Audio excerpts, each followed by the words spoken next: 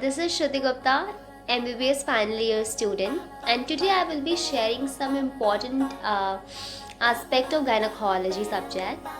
Let me first tell you what is gynecology. I mean, there are two branches in MBBS, gynecology and obstetrics.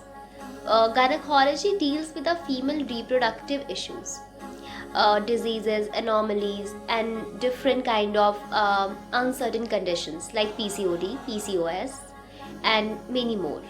On the other hand, obstetrics, it deals with a condition like during surgery.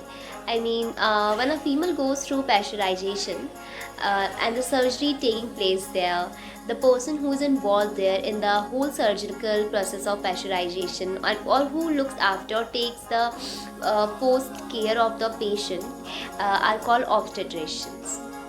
Now proceeding forward, let me first tell you what is like aspect of gynecology and how we are going to deal it. First, I would like to tell you about giving you a simple outline about female reproductive system.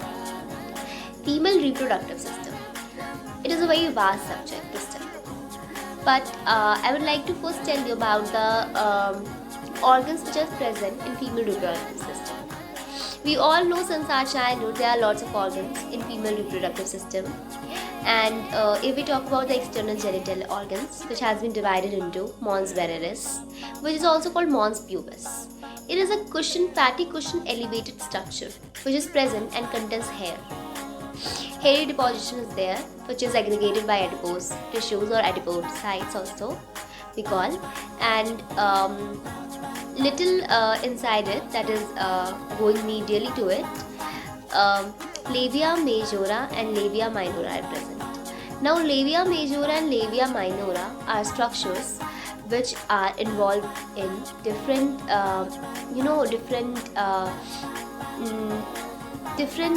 events happening in a female reproductive cycle and stages.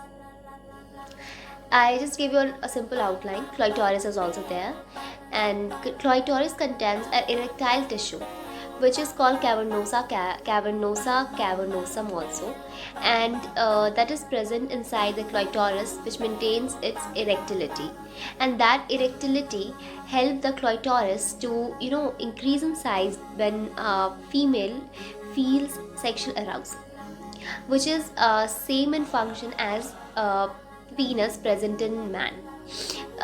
This was a simple structure about the external genitalia. Now coming forward, I am not discussing about the external genitalia over here in detail. Coming forward, I'll come to discuss about all the cycle, all the stages which is contributing to the formation of ovum in female reproductive cycle. A female is born with millions of oogonia inside her ovaries, but that doesn't go to maturation. That goes to maturation after a female achieves puberty. What is puberty? Puberty or adolescence.